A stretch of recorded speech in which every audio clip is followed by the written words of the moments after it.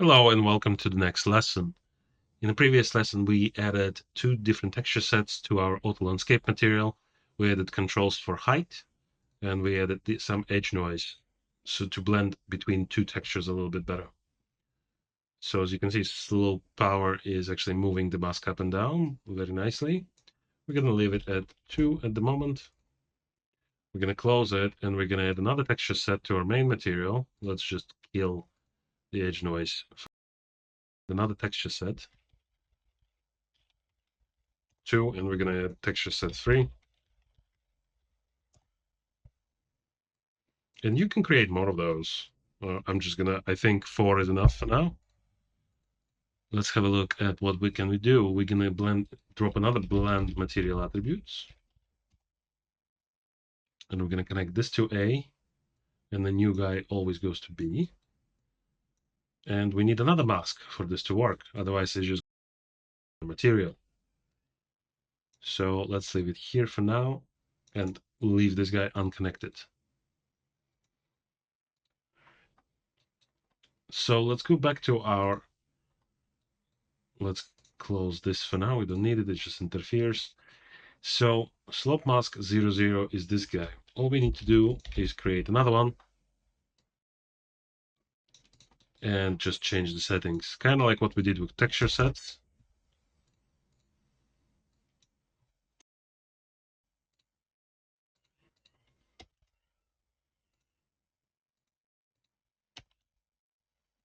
Let's make sure that they're all set to SM_SM01 for different group. Cool, and that can go as well to the group SM01. Let's go like that, and the output is gonna be SM01 out.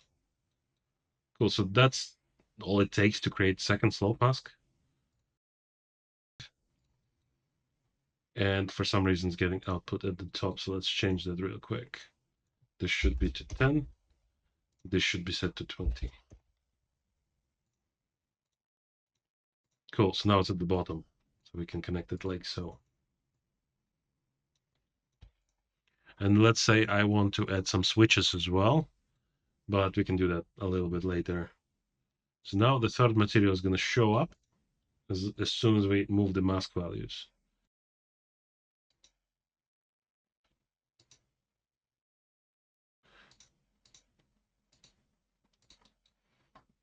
This output, we have those parameters.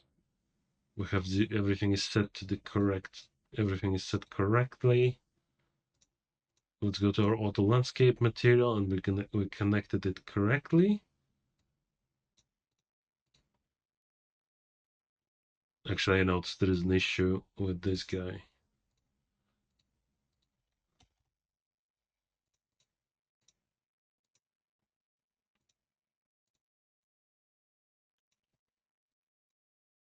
And base advanced. This should be set to 3.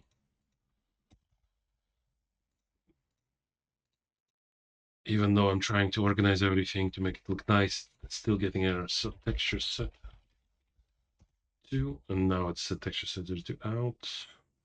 Connect.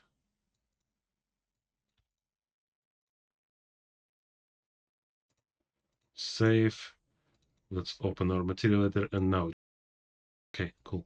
So that was just a glitch that it didn't show up before. And let's drag in another mask power. And that's pretty good.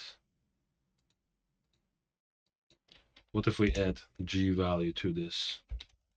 At like 0 0.2, 0 0.5, 0 0.3, 0 0.4. So now it's going to be covered by this material just from one side. You can see where it's showing, like super obvious for you guys to see. It's just showing up on one side of the mountain, and maybe that's what we want. I think if we add grass here, it's going to look nice. So let's undo this and connect something nice and green. Let's have a look what we have. We have this moss. Let's connect our moss to texture set 3. Make sure that it's all unlocked, and the radius tiling is also set to, like, I think 0.1 worked for us before, didn't it? Yeah, 0.1, 0.01, sorry. Connect the mouse to mouse.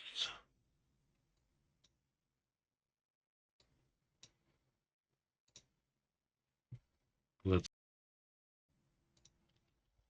and there we have it. Now we have 3 blended materials with auto landscape mask that you can tweak on the fly.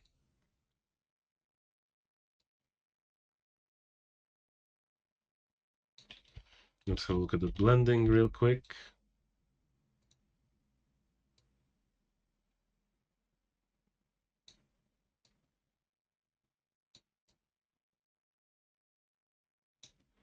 This is much more power, something like 1.6.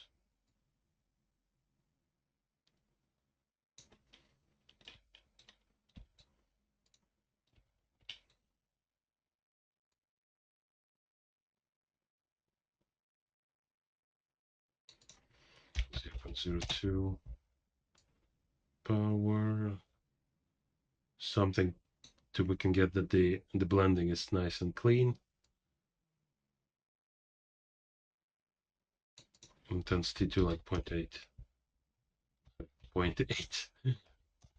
There we go. That's a bit better. And now we have moss covering some parts of this mountain, and the other side is completely, well, not completely, the moss still appears, but not everywhere. And you can just rotate it, see how it looks from the other side. Cool, I'm quite happy with it. And then for the final part, we're gonna add height controlled Z-up mask for snow, but those can be used for any other blend, obviously. So let's close this guy for now. We already have 2 slope masks here, and now we're gonna quickly create. You can drop in another slope mask, but we have only 1 more slot to fill in. So let's drop in texture set 003 base advanced. This is gonna be our snow. Apply, save. Let's go our auto material masks and let another one. So texture, let's go with texture set, texture coordinates, sorry. Texture coordinates multiplied. We're gonna drop in scalar parameter Z up mask, noise tiling, leave it default at 1, multiply. And we drop in texture sample. And we're gonna create a texture object. And it's gonna be texture object parameter. We're gonna connect it. We're gonna up mask noise texture. Connect it to our texture like so, collapse it. This is going to be a texture object that we can plug in any texture to. So let's import maybe a few more textures for it to work a bit better. If you go to your content source and find cloud noise 00A and cloud noise 01A, and this is just black and white textures instead of keeping them as instead of having RGB textures, sometimes it's easier to have just noise. And for this specific example, I want to use cloud noise 00A. So let's unfold it. Okay, cool. So that's what we're going to be using. And here we're going to unhook this guy. Actually, I think it broke slightly. We're just going to make sure that none of the textures are selected. Go back, texture sample, connect to our texture, UVs like so. Cool. We're going to take green channel or any channel, red will do as well, because we need just one. We're going to multiply it by Z up mask, noise, intensity. I'm going to give it a value of 1. And now we need to create another small function for it to work. But first, let's add additional parameter here, which we usually use for mask power. Z up mask power. noise power. Connect it like so, connect it back to the red channel. And after this, we're going to create another small function that's going to drive the logic of this specific noise. It's just going to tile across and it's going to look ugly, and it's not what we want.